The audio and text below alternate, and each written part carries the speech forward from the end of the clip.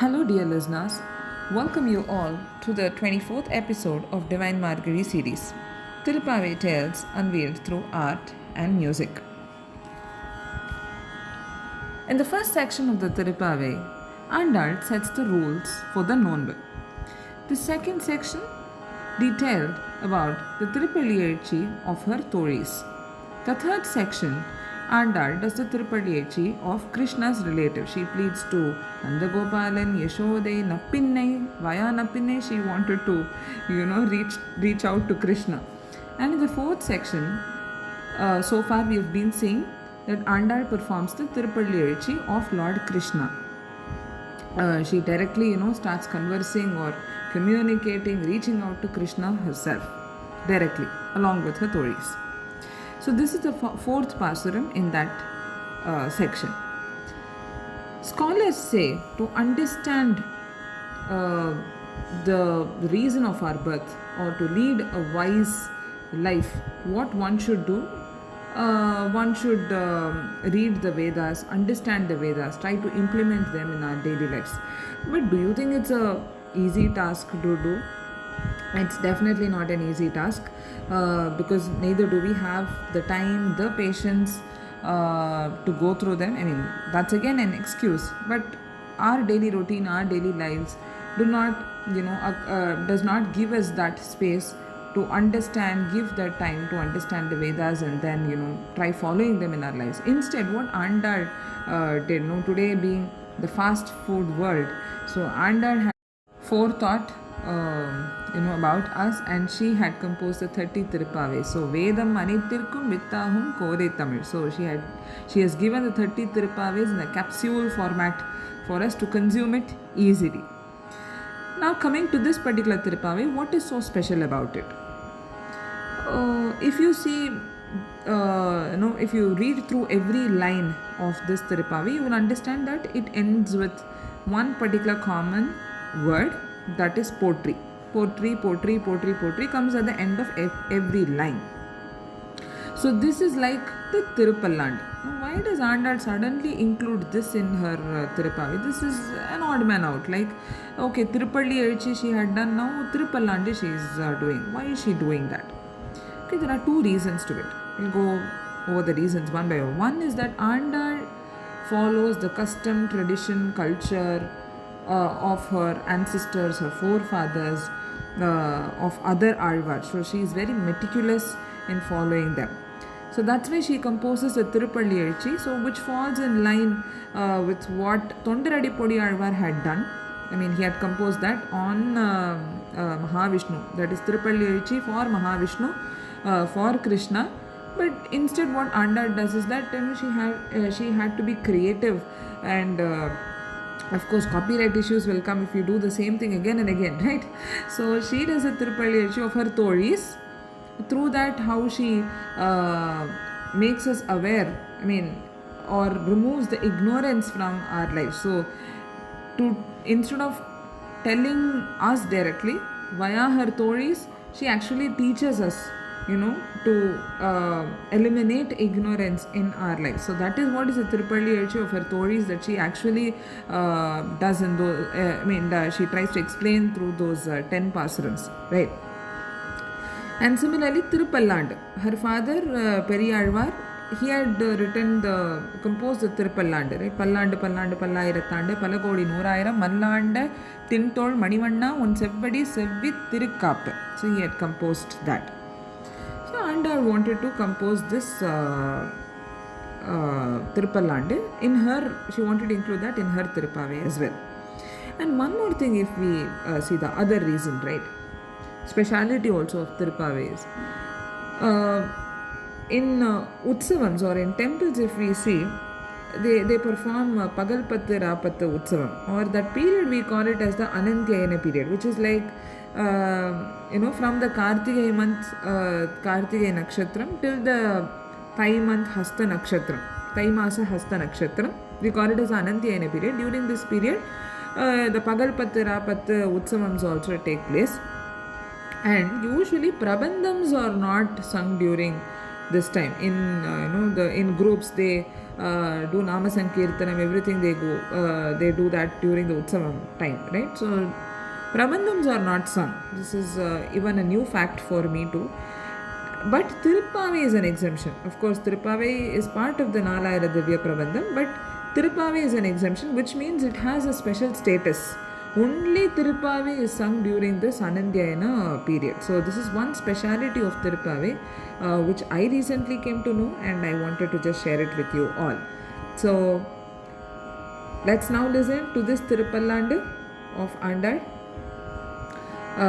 which is set to the Sindhu Bhairavi Raham, Adithalam, Andri Vulagam Alandayadi Potri, Sentrangu Thenilangai Setrai Thiral Potri, and it goes on.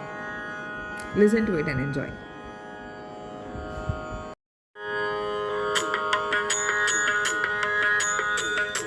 அன்றைய உலகம் அடர்ந்தயடி போற்றி, அன்றைய உலகம் அடர்ந்தயடி போற்றி, சென்றங்க தானிலங்கை செற்றாய் திரள் போற்றி, சென்றங்க தானிலங்கை செற்றாய் திரள் போற்றி, கொன்ற சகடம் முறிதாய் புகழ் போற்றி, கொன்ற சகடம் முறிதாய் புகழ் போற்றி, கன்று குடிதாய் எரிந்தாய் கழல் போற்றி, கன்று குடிதாய் எரிந்தாய் கழல் போற்றி, குன்று குடையாய் எடுத்தாய் குணம் போற்றி, குன்று குடையாய் எடுத்தாய் குணம் போற்றி,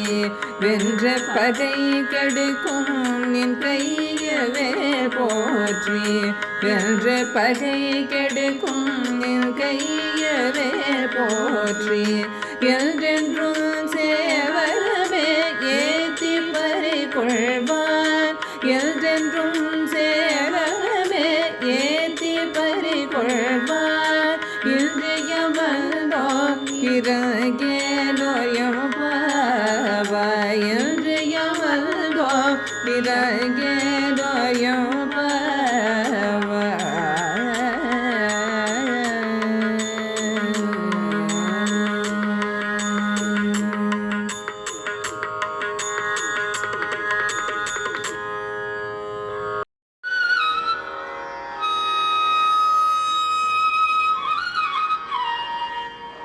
That was the Pasuram you just heard in the hauntingly beautiful Sindhu Bhairavi Ragam.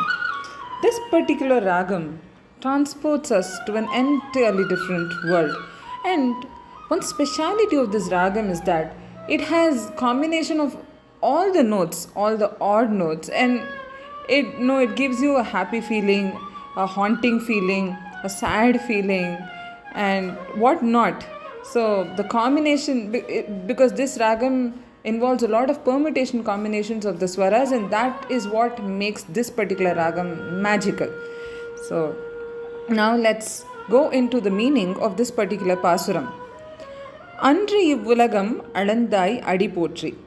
I would have mentioned in the introduction itself that this particular pasuram is an odd man out in the entire 30 pasurams, because this is based on the Thiruppallandu format, right? So because Andal is actually following her father's footsteps, what Periyalvar had composed, right? Pallandu, Pallandu, Pallayirattandu. I would have mentioned that in the introduction part itself. So the first line, Andri Vulagam Alandai Adi Potri.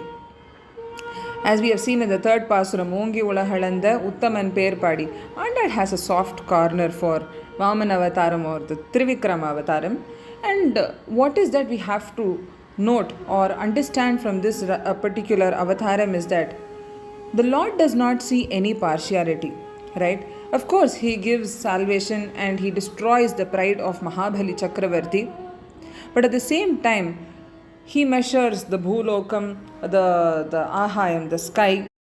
And He asks Mahabali Chakravarti, where should I keep the third step? And of course, we know the story behind it, right?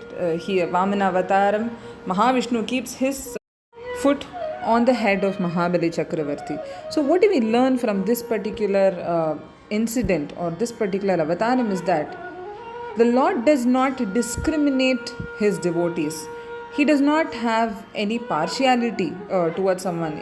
It can be a Chakravarti. I mean, the person can be like a Mahabali Chakravarti, or the other person can be a really poor person. But what he sees is that what he values is only the devotion that one has towards the Lord, the divinity, the passion, the compassion towards other people. All these factors, right? How the Sharanagati Tattvam is what is being highlighted. Everywhere in our Sanatana Dharma, and that is the roots of, that is the adharam of our Sanatana Dharma as well, right? So that is what this Vamana Avataram or Trivikram Avataram, which took place in the Krita Yugam, teaches us. The first line is about the Vamana Avataram. The second line, Sendrangu Tennilangai Setrai Tiral Potri. That refers to the Treta Yuham, of course, the Rama Avataram. The third, fourth and fifth line, if we see, that refers to the Dwapara Yuga. Sendrangu Tennilangai Setrai Tiral Potri is referring to the incident where Rama, along with the monkey squad, we can say, right? Or the Kapi army led by Sugriva, march towards Lanka. So that is what is being referred here. Sendrangu Tennilangai Setrai Tiral Potri. And you destroyed, of course, the Lanka and made Vibhishana as the king of Lanka. Kondrachaganam Udaithai Puhal Potri, Kandru Kunila Yerindai Kadal Potri, Kundru Kudayai Edithai Gunam Potri. So all these three lines refers to the Krishna Avataram that took place in the Dwapara Yuham. First line in that. Kondrachaganam Udaithai Puhal Potri.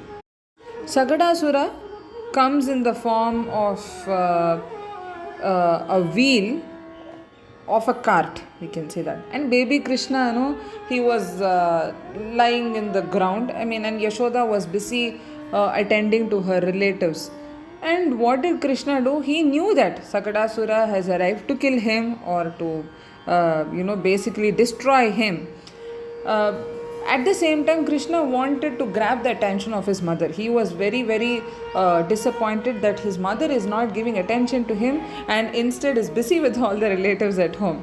So Krishna, that is what is the mischievous aspect or mischievous incidents that even makes us love Krishna more and more. He does not. He actually does many things at one go, right? So he kicks that cart, and of course Sagadasura is killed, that demon is killed, and at the same time Yashoda is very much worried, like what happened, why is that Krishna is often attacked by so many demons. Of course for her it's her child and she always wanted to protect him. So that incident is what is highlighted. Kondrachaganam Udaithai Puhal Potri. And that's how all the Gopikas at Gokulam, they understand or they realize that Krishna is not a normal child, of course. He is the divine avatar.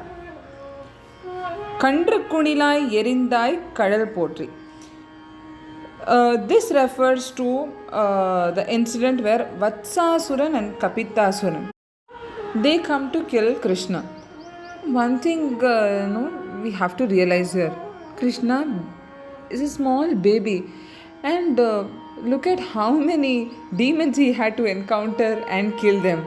Sakadasuran, Vatsasuran, Kapitasuran, of course Putane in the beginning. And who were this Vatsasuran and Kapitasuran?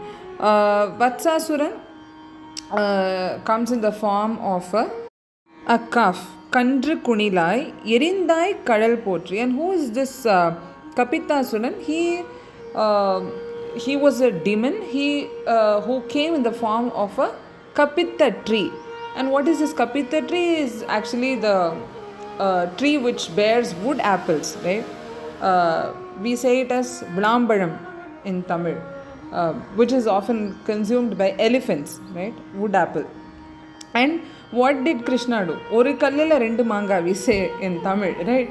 Similarly, he actually holds the leg of this calf, Vatsasuran, and then he throws him away such that he goes and bombards on the Kapita tree, such that Kapitasuran also dies, and of course Vatsasuran also dies in that incident.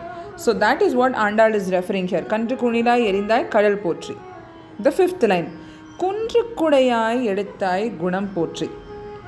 Govardhana Girisham Ashraye. Muthuswami Dikshitar says, and of course this refers to how Krishna lifts the Govardhanagiri with his small little dainty finger, and he protects the entire Gokulam from the anger of Lord Indra. He pours torrential rains. He gives torrential rains to the Gokulam, and he protects them all. And the way he lifts that Govardhanagiri, he say anayasama thookardu, right? Anayasama pandrathu, which means effortlessly doing it with a smile on his face, and because he is the divine, he is the ultimate, he is everything, right? And all of the people in the Gokulam, they rejoice seeing that magic through their eyes. Govardhana Giri being lifted, that is what is referred in this. Kundru Kudaya, then how does he take that? In the form of an umbrella. That whole mountain is now acting like an umbrella to the Gopikas and of course everyone in Gokulam. The next line. Vendra Pahai Kedukum Nin Kayil Vel Potri. And now is Andal confused who is Kartikeya and who is Krishna? We have never heard Krishna holding a veil, right? Then what does this refer to? You can interpret it in a slightly different way. Vendru Pahai Kedukum Nin Kayil Vel Potri. This refers to the war between Bhanasura and Krishna. I mean, Krishna coming in support of his grandson Aniruddha. I mean, for the Aniruddha Usha marriage to happen, I think I would have highlighted the story behind it in one of the earlier episodes. So, and of course, Shiva, Kartikeya and Vinayaka, they're all not against Krishna, but of course they had to support their devotee, right? Devotee comes first. So they go and help Banasura. And what does Kartikeya do? At the end, Kartikeya gives his veil to Krishna. It can be interpreted that way. Vendru Pahai Kedukum Nin Kayil Vel Potri. And that veil actually helped Krishna to destroy Banasura. We can take it that way. Endrendrum Sevagame, Endrendrum Un Sevagame, Eti Parai Kulvan, Indriyam Mandom, Irangelor Empavai. And that's how Andal is finishing this Thiruppavai, saying that we are at your service and we are here to do all the service to you. And what is that service? Nothing but the Bhakti Marga that we have, right? That is the only thing that we can hold on to. And that is what will give us Parai. So Andal keeps on insisting that we should see the conviction that she has, right? I want Parai. I want to reach the ultimate. Ultimate is nothing but reaching you is what is my destination. And what will we do is that we will sing in praise of you, and whatever is the service that we have to do, we are at your service. Endrendrum sevahame eti parai kolvan indriyam mandom irangelor empavai. And why don't you not pity us? We're all little girls who have come to get that parai, and we have been doing this nonbu for quite some time now, right? 23 days have passed, and why don't you not show some mercy, some pity to us? So that is what she is pleading to Lord Krishna in this particular pasuram. I hope you enjoyed this episode, and we'll look forward to the next one as well. So I'll also be back soon with the next episode. Take care everyone. Have a nice day.